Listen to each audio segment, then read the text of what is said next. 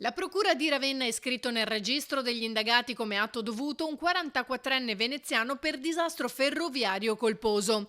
È uno dei due macchinisti coinvolti nello scontro tra treni, un regionale e un Frecciarossa, avvenuto domenica sera poco dopo le 20 a Faenza, lungo la linea ferroviaria Bologna-Rimini, nelle campagne tra Forlì e Faenza. Secondo una prima ricostruzione, il Frecciarossa diretto a Venezia Santa Lucia era fermo e ha iniziato a retrocedere per inerzia vista la pendenza della tratta, colpendo però, anche se a bassissima velocità, il regionale fermo al semaforo. La cabina del convoglio ad alta velocità si è accartocciata, ma il fatto che il mezzo sostenesse una velocità bassa ha evitato una tragedia. Il bilancio infatti è di 17 passeggeri feriti, ma molti di loro hanno riportato solo qualche contusione. A bordo del Frecciarossa anche 9 ragazzi componenti di un'orchestra giovanile di Montebelluna. Abbiamo preso tanta paura, hanno detto, ma siamo salvi.